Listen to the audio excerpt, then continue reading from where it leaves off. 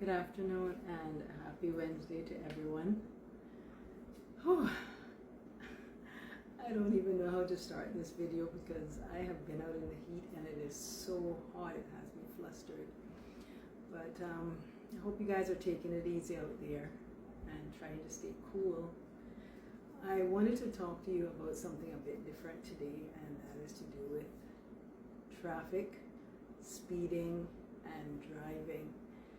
And the first thing I'm going to get into is the pedestrian crossings with the lights. Now, drivers, I think you all already know, especially older drivers that have had their driver's license for quite a long time and have been residing in the Cayman Islands for quite a long time. English is your first language, that pedestrian crossings have the right of way lawfully. So if someone is attempting to cross the pedestrian, you are supposed to stop and let them pass. Now, pedestrians, I have seen many of you, and without prejudice, I am going to say I have seen many of you who are obviously and evidently not from here. You can tell you from different countries. You walk up to the pedestrian crossings, you press the light, and you proceed to walk straight across the street. You do not pause as you are required to do to allow the traffic to stop and allow you to pass. The law says you have to press the button, allow the light to start blinking, and then you proceed to pass. If you do not do that and someone accidentally hits you, I don't know what to tell you.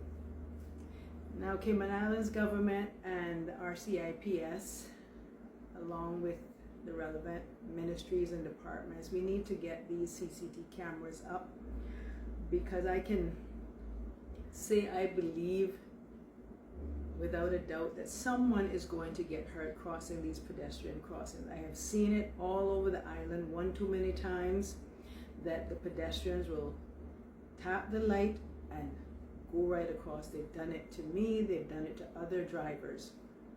So there's an onus, a responsibility on the drivers on the road, but also you as the pedestrians, to make sure that you are safeguarding yourself by doing the right thing to cross the street, to get to wherever you're trying to cross the street to safely. Okay? That is one thing. Now, if I see another Honda Fit, I don't know what I am going to do. It seems like the more Honda Fits are imported on this island, the more Honda Fits are imported on the island. I just don't understand it. The government put in place a regulation where no vehicles can be imported. I think it's up to 7 years. So I called CBC and they said as of this year, the oldest a vehicle can be imported is 2019. So I have been around over the past few months and I have seen more and more vehicles gathering on lots. That tells me that we have more and more dealers coming online in the islands. And so I know the government has indicated there are going to be, well, it's been from the last administration, previous administrations, it's always a high point of political season, and thereafter to solve the traffic problems. Now, I don't know how that's going to come about if we continue allowing importers to import vehicles. Hopefully these importers have dealer licenses. And if you are going to import 2 or more vehicles, you should have a dealer license. That is what I think. I don't know what the logistics is of all that through the Department of DCI, but I have seen many vehicles. I personally believe that Cayman has enough vehicles on island presently to fill the need for vehicle sales. Now we know there are some concessions offered for importers of hybrid vehicles. So these importers are getting a discount for hybrid vehicles, yet when the vehicles reach the island, they mark up that price and they're still selling the vehicle at a price above to you, the consumer. Okay? So I think government needs to curb these dealers, make sure that everyone selling a car, if someone imports a car once or twice this month, and then we see them importing another 2 cars next month or the next month, they should have to account for where these cars are going. They should have to account to prove whether they are a dealer, and they should be required to have a dealer license if they are selling these cars. Because what I understand is also happening is that people are importing 2 cars and they're selling them. Then they're importing 2 additional cars and they're selling them, and they're saying, these are my personal cars. How many personal cars is too many? So the government needs to take a position in regards to that. I believe dealers that are selling cars in the US, for example, well, in Florida, I know for sure, that if you are selling a vehicle, depending on how many vehicles you're selling, you have to have a dealer license. If you want to go to the auction, you have to have a dealer license. If you want to say you're using a lot to sell vehicles and they're parked there for sale, you have to have a dealer's license.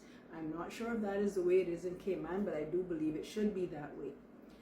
Not everyone should just pop up and decide to import vehicles and override our islands with vehicles. Now I know the government is enjoying the revenue of importation, so is CBC, and they're trying to fill a market, but there has to be some sort of control. The islands are becoming too congested with vehicles, and we already have a traffic problem. So government, if you're listening to this video, I hope you will take this in accord if you haven't already done so, because you guys are really on top of things. I must say that based on what I see coming out of the ministries and the departments. The other thing I want to talk about is drivers of especially these Honda Fits and these rental cars. I believe, I don't think it is so in Cayman because I haven't heard of it, but it is so in Florida and many other states, that insurance companies, by way of satellite, through an app, are able to are able to keep track of a driver's driving habit or conduct. So for example, if you're driving a car, or if you get insurance with Cayman General, you have to download an app. So all insurance companies, I think you should invest in an app and these types of programs. So when a person takes out an insurance policy with an insurance company, they have to download these apps, and they are offered options of whether they want to take part in the program of having their driving behavior monitored by the app. Of course, I guess it's all satellite, right? And so the better driver that you are and the safer driver that you are, which is monitored through the app by how you drive it. These apps can even tell if you're on the phone.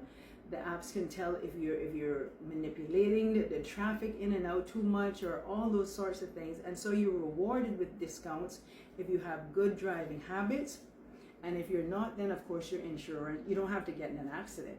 The app monitors your insurance, your driving habits, and if you have bad driving habits, of course your insurance is affected. If you have good driving habits, you get discounts. And there's even discounts for if you're a full-time student, if you own a house.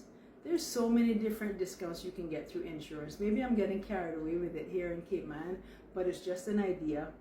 But the point I'm trying to make is that insurance companies will have more control and more power over their services, and owners of vehicles, especially rent-a-car companies. Now we see a lot of small rental cars companies popping up, and of course we have the traditional older bigger rental companies that's been here for a while. And so because of that, I have seen a lot of erratic driving in these vehicles, especially with some particular little small companies, you know. And so it is a point of subject that I want to say it might be worth investing insurance companies in these apps and putting these types of programs in place, which will be an incentive for drivers to drive better. And I want to say to the Ministry of Transportation that this is something you guys could get on top of and work with the Insurance Association and try to see about implementing some of these. It may help to curtail some accidents. I can honestly say I see a lot of crazy driving on the road, especially with rental cars. And it's putting the rental car companies at risk because they're trying to keep their services, especially the small rental companies, that we see a lot of those popping up. Now, by the way, Cayman Islands government, these sorts of businesses should only be available to Caymanians. That a Caymanian should only be the ones to take out small business car rental licenses. And so getting back to it, a lot of you are not going to like that I said that, but that's okay. I can deal with that. But getting back to it now, the driving habits of your drivers, rental car owners, is only going to damage your insurance policies. And drivers, when this happens, then the company owners are going to have to raise their fees. There's a lot of small insurance companies that charge $25 a day and so have a small deposit fee. And it's because, you know what, they're trying to meet a demand in the market and to help the working class and lower income class persons who would like to be renting a vehicle. But don't mess it up by driving crazy. And some of you know who you are, and many of you, I don't want to be discretionary, but many of you have not had your driver's license long. You've not driven until you came to the Cayman Islands, or you're new drivers and you're going buck crazy renting a car and driving on the road. Okay? The next thing I want to talk about is speeding. Now, many of you are driving vehicles from, I guess, Japan or those areas there, which comes in kilometers and not miles per hour. Now, most other vehicles, like from the US, and I think the ones that are imported here, the traditional name brand makes and models that are imported, Toyota and Honda and those, they run on miles per hour speedometer. I had a Volkswagen Passat from Japan, and that was on kilometers. And I'm going somewhere with this because while you're driving around the islands, observe the speed signs, not only for the speed limit, but observe that some of them, and I know there's a few at the entrance of Thomas Russell Way, adjacent there to the cricket field, that has miles per hour on them. But observe most of the speeding signs in the Cayman, and especially in Grand Cayman, I would say, do not have miles per hour nor kilometers on them. But when a law enforcement officer stops you and they stop you for speeding, my experience have been they are giving you a speed limit in kilometers. Now, my belief, because it happened to me a few years ago, and I've heard a lot of people talk about this, and I've seen a few tickets, is that they've adapted the kilometers, speedometers, which I believe corresponds with the European side of the world. However, we see some of the speed signs in miles per hour.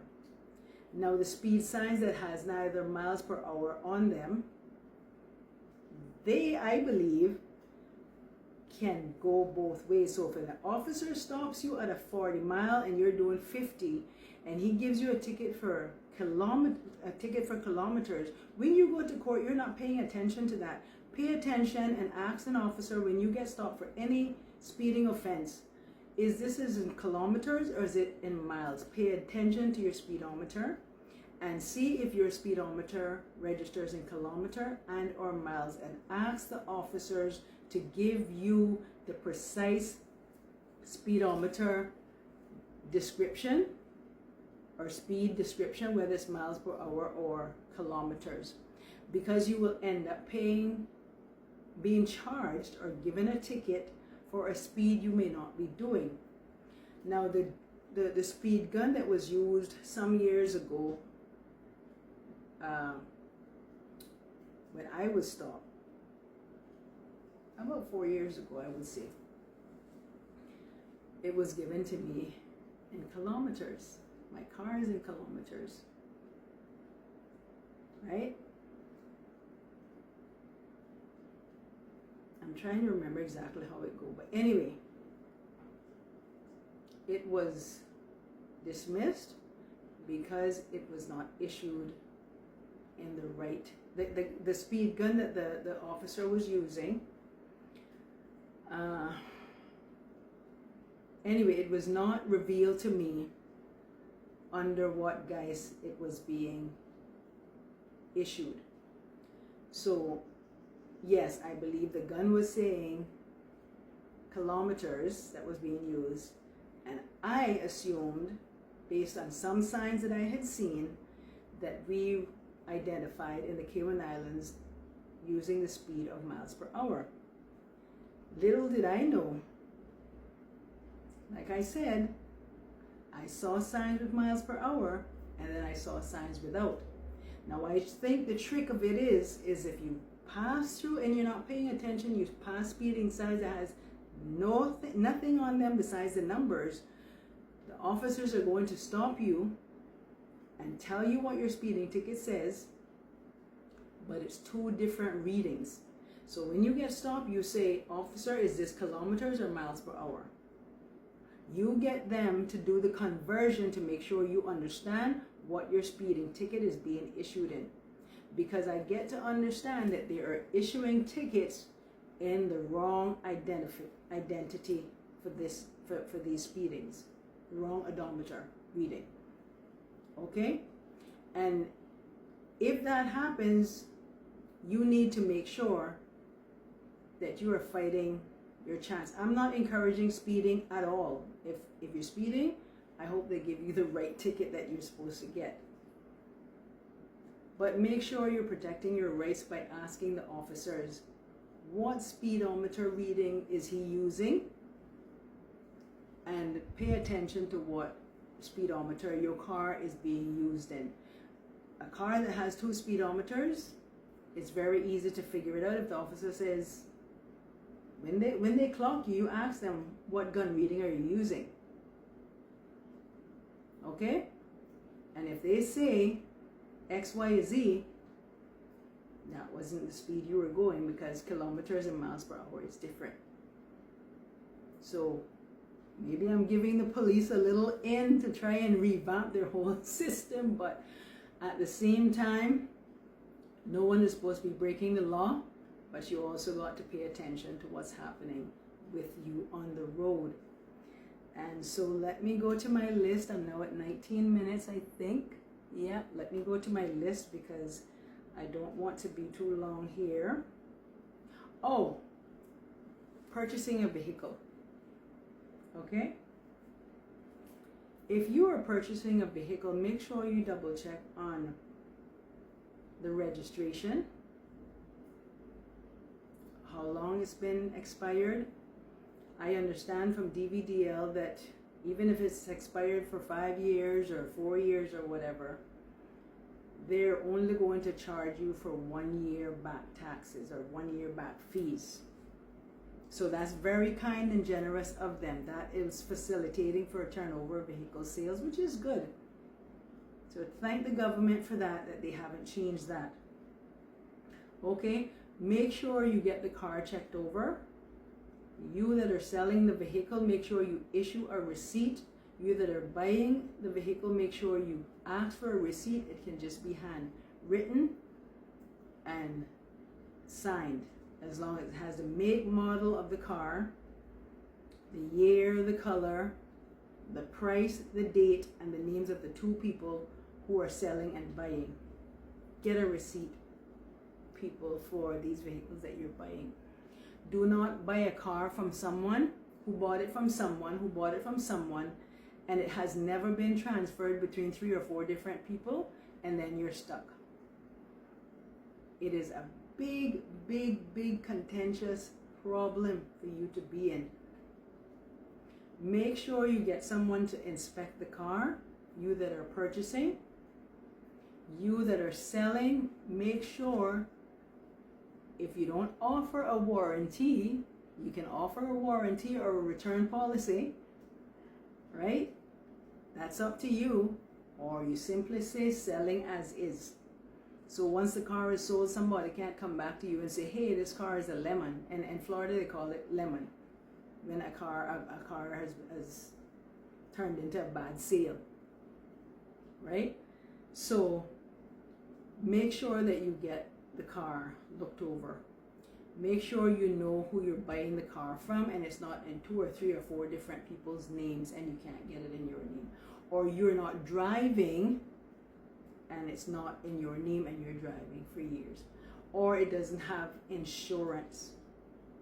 You have to be covered by insurance of the vehicle that you are driving. Many of you, especially you here on work permits, and younger people, younger residents, you're not lawfully up to date and in compliance with what you're supposed to be in compliance with when it comes to paperwork of your vehicle, or maybe somebody else's vehicle that you're driving. Okay, and yes, I think I covered that.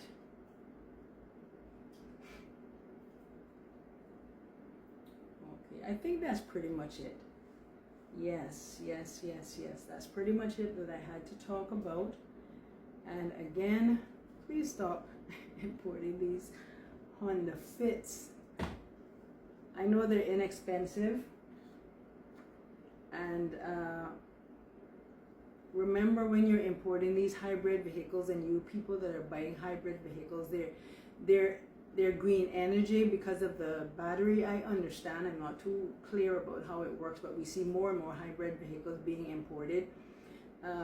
It's because their batteries, I understand, is being considered green energy type batteries, but in the next 10 years or so, someone said to me that knows about these things,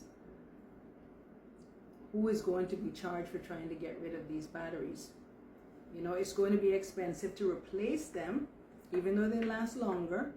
It's going to be expensive to replace them, and it's going to be costly. I don't know to who, for the batteries to get discharged or